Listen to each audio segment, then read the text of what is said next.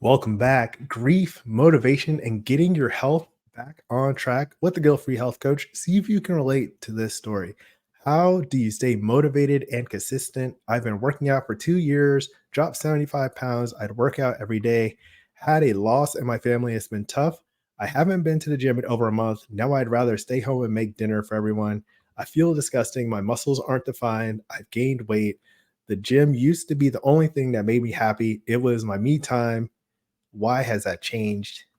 How do I get back into my routine? I know I'll feel even more like a mess when I can't get through a whole workout. All right. So click like that's something you can relate to. It's a little unfortunate, but this is a common thing where people kind of fall off track when they are dealing with major life issues. It's not just death. Any number of reasons can shake up your routine and cause a major disruption and blast your self-esteem overall. So I want to talk to you about this today. Welcome. My name is Reggie. I'm the founder of Fit for Freelance, where I build adaptive business leaders through compassionate health coaching. Compassionate health coaching. Compassion is a core value, super important to leading the healthy, fulfilling life of your dreams. So I was doing some reading on this. Griefandcommon.com has an article, Grief Making You Feel Lazy, Why It Happens, and How to Help. I'll put that in a link in the description below.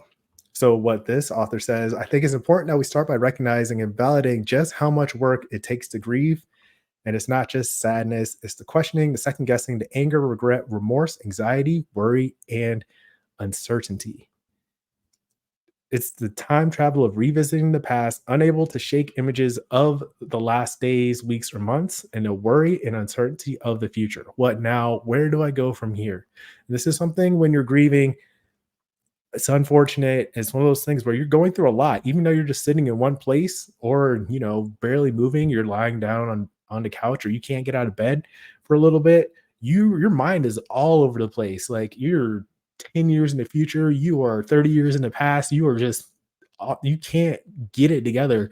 And that's a huge mental load that can take a lot of energy from you. And you need to take time to reflect on that, right? Well, I don't mean to prescribe that to you. I mean, like, consider taking time for yourself because it's valuable to keep it in context for what actually is happening. And what can get you stuck is when you start beating yourself up for experiencing those feelings, those typical grief feelings, that grieving process, and you aren't processing it, you aren't allowing and accepting that process, then that can actually slow you down and make things worse than they have to be, which is a serious problem. So this compassion is so crucial. All right. I want you to know it's okay to take a break from whatever physical activity, gym habits, progress on all your projects that you were just crushing. It's okay to take a break from those things and help yourself recover. Allow yourself the space to improve, come back to like a sense of normalcy. All right. So be gentle with yourself as you recognize some of the other consequences of doing so. So this is something that the person was describing, that they aren't looking forward to going back because they feel like they're not going to have the progress. And that's kind of one of the trade-offs that happens.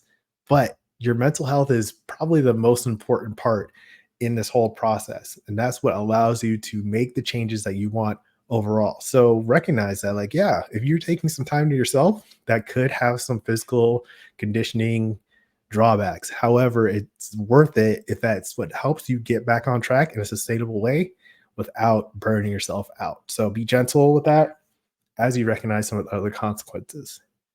Big thing to note, you won't go back as though you never took a break. This happens all the time when you're talking about like former high school athletes or people who are taking a break from grieving, or they, had to put their fitness and health on the back burner for a little bit and they think they can just go back and squat like 3,000 pounds again. That's not how it works. You lose conditioning and you have to rebuild that gradually. So just be aware of that and be gentle with yourself, that compassion for your body as it transitions and does things in response to how you treat it, how you use it, including adapting, getting better at whatever you're using it for. Okay. So, with that in mind, don't delay too long, right? Not just because you want to get back on track quicker, but restarting your routine and covering your basics gives you a sense of normalcy. It helps your self efficacy and builds your control when you're going through these challenging moments. So when someone passes or you have like a huge breakup or something happens, your life shifts dramatically and you're just like grasping for anything that feels regular and normal. And something as simple as a daily walk or cooking yourself healthy foods or going to a restaurant with some great healthy options, sometimes not healthy, right? Anything like that can help you establish your sense of self-control. um, Tells you like your schedule is worth it, whatever you're planning to do. So make sure you're doing that. And then that can be kind of the stepping point for building back the healthy, fulfilling life of your dreams, right? Where you have that understanding that, like, okay, a lot's not going right now, but I can control these few things that are going to give me more energy, help me feel better, help me show up better for the other people who are grieving with me. And that's how we're going to reestablish ourselves in the new era of this life, right? Like the life that we have to continue going forward with. So keep that in mind. Restarting your routine, covering your basics can give you that sense of normalcy. So that's huge. Also, huge benefit. Healthy eating and exercise helps with stress management. That's how I started Fit for Freelance, talking about stress management and how it impacts all your choices, your productivity, your focus, your ability to be successful in your business. So healthy eating and exercise, don't delay that too long because that can actually kind of be the momentum builder to help you move forward with the next step. Right. So if you need more support, get some from, mental health professional, a therapist, a counselor. If you need a coach to help give you some accountability and a realistic process and lots of compassion to get you back on track with your health goals, I'd love to help. Guilt-free game plan, just link below. I've got some materials to make it easy for you. All right. And another thing, when you have these big moments that come up that feel like the end of the world, or I'm saying this because I know this feeling is just like, oh man, like this, it can't get any worse than this. I feel for you on that.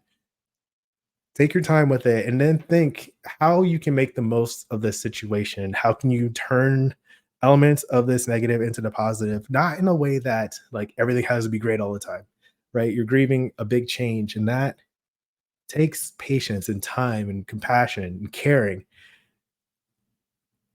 When you get a chance, see what, you know, silver linings you can find in this, how it can inspire you to do more with what time you've got left and what's important to you.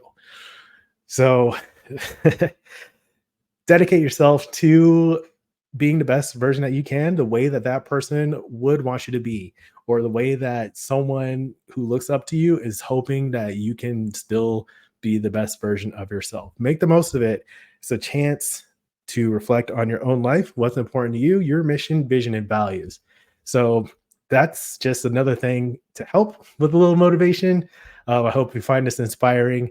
And then next, if you want to spend some more time with me, click like, and then watch a video here, Lessons on Dying. What would you do with the diagnosis? Where I go a little bit into a personal story, my own grieving process, and how that inspires so much of what I'm doing with the vision of my life and the vision of Fit for Freelance to help you lead the healthy, fulfilling life of your dreams. So that's today's message.